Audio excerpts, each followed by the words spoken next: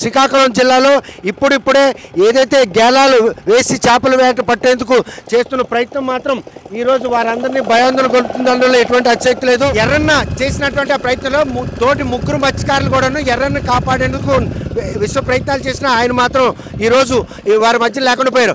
పెద్ద కొమ్ము కోన చిక్కింది, దాన్ని ఎట్టి పరిస్థితుల్లో పడవలో వేసేందుకు చేసిన ప్రయత్నం. ఎర్రన్న విషయంలో ఏ మెలకు ఈరోజు ఆయన్ని జల సమాధి కారణమైంది. తోటి మత్స్యకారులు ఎంతగా ప్రయత్నించినా ఎందుకు ఆయన కాపాడలేకపోయారు?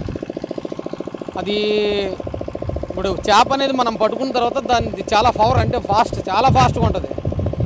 మా ప్రయత్నం అయితే ఆ ముగ్గురు మత్స్యకారులు బాగానే చేసినప్పుడు కూడా అక్కడ ఏమైందంటే ఆ చేప వచ్చి పైకం అనేది తగిలించేటప్పుడు దాన్ని పెట్టడం జరిగింది.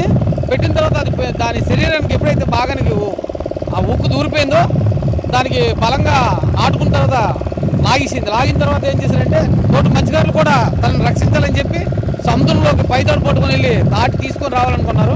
ఈలోపు ఆ కొమ్ముకొని చేపలకు పవర్ ఎక్కువ కావడం వల్ల మనం చేతికి అందుతాడనే మనిషి హఠాత్తుగా గల్లంతా లోపల ఆకుని వెళ్ళిపోయింది. కానీ ఆ గేలం చిక్కినట్టు కుంభకోణం సుమారు 200 కేజీలు ఉండడం కూడా ఒక కారణం కావచ్చు ఈరోజు ఆయన లేకపోవడం. అది కూడా కారణమే. ఎందుకంటే అది చాలా బలమైంది కాబట్టి అది 200 కేజీలు అంటే తక్కువ కాదు. దాని పరిణామాన్ని బట్టి మనిషిని పట్టుకొని లోపలికి తీసుకున్నట్టు. సో ఈ కుంభకోణంకి ఉన్నటువంటి ఆ షార్ప్నెస్ ఏదైతే ఉందో అది దాని ప్రాణాలను కాపాడుకునేందుకు చేసిన ప్రయత్నంలో ప్రతిఘటనే ఈరోజు ఎర్రన్న కోల్పోయాం. అంతే తన ప్రయత్నమే దానివల్లే ఎర్రన్న మనం కోల్పోయాం ఈరోజు. ఎందుకంటే తను ప్రాణ రక్షణ కోసం చేప తన ప్రాణ రక్షించుకోవాలని చెప్పేసి తన ప్రయత్నం చేసింది. మేము దాన్ని చంపలేని ప్రయత్నంలో విఫలమయ్యి ఎర్రన్న ఈరోజు సముద్రంలోకి వెళ్ళిపోయాడు.